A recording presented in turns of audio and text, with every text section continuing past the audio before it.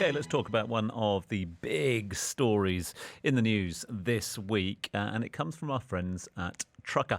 TruKKer, which provides an Uber-like digital network for lorries and pickup trucks in the MENA region.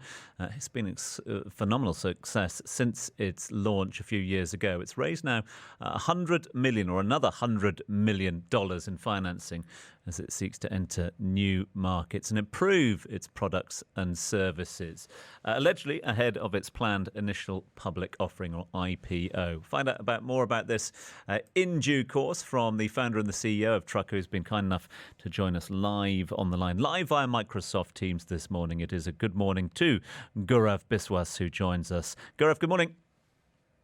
Good morning, Tom. Pleasure to be here. Congratulations yet again on yet more impressive numbers as well. Tell us a bit more about the financing, if you can, where it's come from.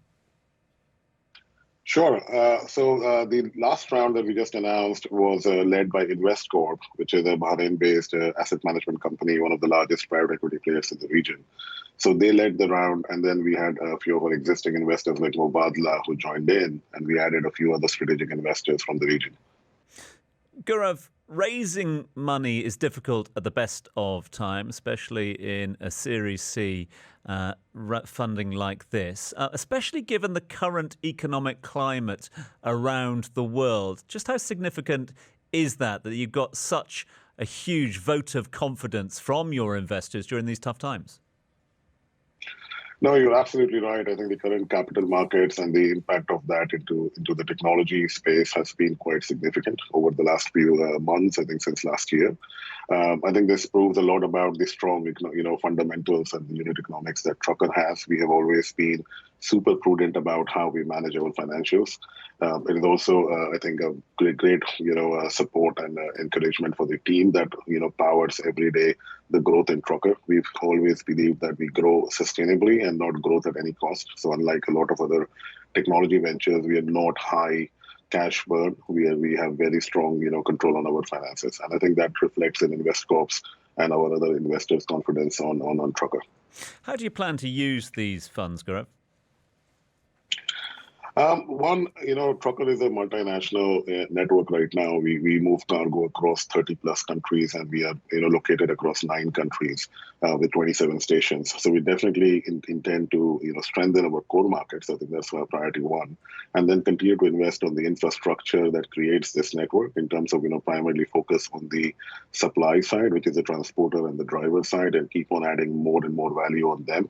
And then invest a lot towards our products, which make us better in terms of our value proposition to the 700 plus enterprise companies, right from the biggest FMCG to the biggest metal producers that use TruKKer for moving their cargo. We've seen significant investments into technology and the tech that is at the heart of your business as well has made it so efficient and so attractive to many. You give indication there of the expansion. You've always been very ambitious in terms of expansion away from the home markets in the Middle East. You're already breaking out into new ones such as Turkey and Central Asia. I mean, in terms of the opportunities and geographies that you'd like to expand to, can you tell us more about that? Sure, absolutely. I think the trucking as a sector is a huge sector. I think there's no doubt about the addressable market in this sector. For us, it's been very much more opportunistic in terms of identifying the most profitable lanes or the lanes that have the highest amount of pain points. And that, usually those are the ones when you solve those pain points, you also have a right on margins. So we're growing across from Turkey. We expect this to be our new, core market. So Saudi, UAE, and Egypt are our existing core markets. We've identified Turkey to be our 4th core market, and then we are progressing on lanes which are taking us towards Central Asia, taking us towards Eastern Europe, and potentially a few other longer routes. So that's primarily our focus in terms of ensuring that TruKKer is one of the few multinationals born in the region but growing internationally, and very much focused on lane-wise growth.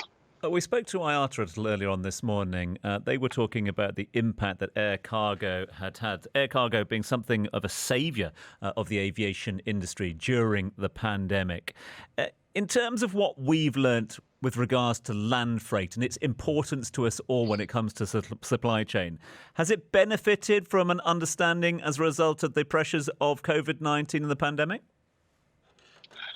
I think land freight is too fundamental and too core. So I would say that COVID-19 did not disrupt land freight as much as a few other sectors, because, if you stop moving cargo, if trucks stop moving, then, pretty much we stop having milk on the shelves in our supermarkets. So from that perspective, I think land freight has benefited in a few ways, in fact. So digitization has really accelerated in the sector. We've seen more and more people wanting to connect remotely in terms of, placing their orders, tracking their shipments, and also the adaptation in a very traditional sector has been super encouraging due to COVID.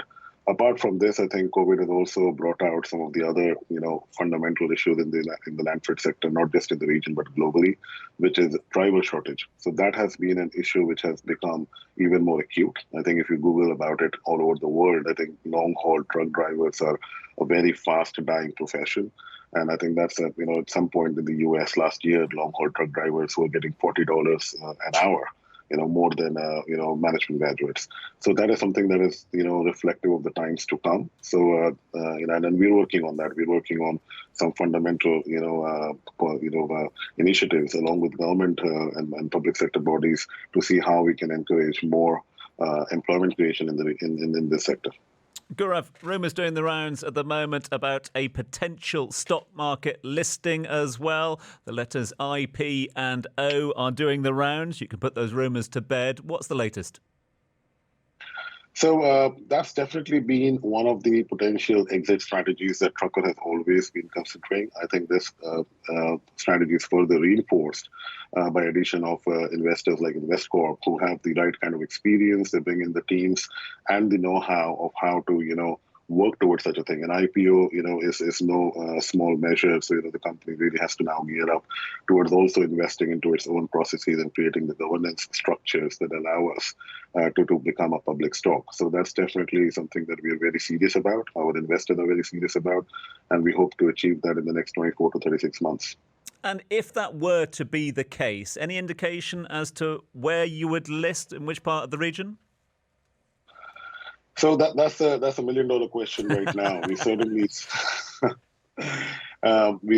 see a lot of credit in some regional markets like the Saudi of the world, and we also see how some of the listings have happened in markets further away. So that's something which we'll work closely with our shareholders and our advisors and figure out what is the best outcome for the shareholders of the company. Wherever it might be, Gaurav, I'm thinking it might be more than $1 million question, that's for sure. Quite much more $1 million question. Gaurav, congratulations again on yet good numbers. Every time I speak to you, it's always about good numbers and positive news. So congratulations to you and your team. Well done there too. Gaurav Biswas, the founder and the CEO of TruKKer. You're listening to The Business Breakfast. It is 8:30. Your ARN News. With Etihad Airways. Good morning, I'm Serena Kelly. The UAE